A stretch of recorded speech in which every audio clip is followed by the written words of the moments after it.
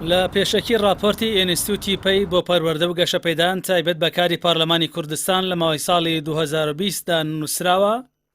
ساڵی 2020 بە سەرجەم قەیرانە تەندروستی و ئابووری و سیاسی و پەروەردەیەکانیەوە کە بەهۆی کۆرۆناوە جیهان و هەرێمی کوردستانی گرتەوە، ئەوەی دەبوایە ڕۆڵ و جێدەستی بەسەر ڕووداوەکانەوە دیار بێت پارلەمانی کوردستانە کە پێویست بوو وەک لە یاسادا هاتووە مەرجەعی باڵا بێ نەک سەرقاڵی کاری لابەلا بێت. راپۆرتەکە لە ژێرناوی پەرلەمانی کوردستان بە ژمارە پوختەی کار و چالەکیەکانی پەرلەمانی کوردستان لە ساڵی 2020 قەیران و کۆرۆنادا ئاماژەی بەوە داوە کە پەرلەمانی کوردستان لە 2020دا تەنها 16 دانیشتنی ئەنجام داوە لە کاتێکدا دەبوایە 70 دانیشتنی ئەنجام بدایە. پارلەمان لە ماوەی ساڵێکدا 4 دانیشتنی ڕاگەیەندراوی دواخستووە کە بەپێی ئامادەکارانی راپۆرتەکە بەهۆی ململانەی سیاسی و لاوازی دەستەی سەرۆکایەتیەوە بووە. پارلەمانی کوردستان لە 2020دا تەنها 59 سەعات کۆبووتەوە.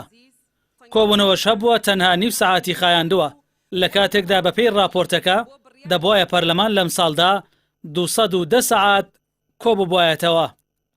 راپۆرتەکە ئاماژەی بەڕووداوی هەڵگرتنی پارێزبەندی لەسەر سۆران عومەر پەرلەمانتاری فراکسیۆنی کۆمەڵ ئیسلامی کردووە و نووسیویەتی بە ناچاری دەستی لە کارکێشایەوە.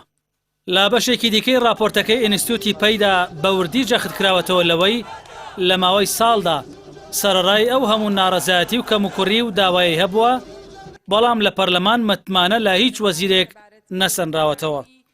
نەکەر ئەوەش لە ماوەی ئەو ساڵەدا لەلایەن ژمارەی یاسایی ئەندامانەوە دوو جار داوای پرساندن و لێپرسینەوەی سەرۆکی حکوومەت و جێگرەکەی وەزیری دارایی کراوە، بەڵام هیچ کامیان ئامادە نەبوون بچنە بەردەم پەرلەمان.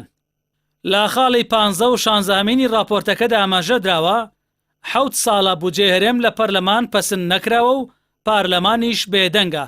9 ساڵیشە ژمێرەی کۆتایی ساڵی دارایی نەچووەتە پەرلەمان و با هەمان شێوە پارلەمان بێدەنگە. لە خاڵی 17مینیشدا پەرلەمان بە ناشەفاف و شارنەوەی زانیاری ناودەبات. بەو پێیەی نازانرێ لە ماوەی ساڵی ڕابردوودا ئاندامانی پەرلەمان چەند پرسیارە ناڕاستەی ئەنجومەنی وەزیران کردووە.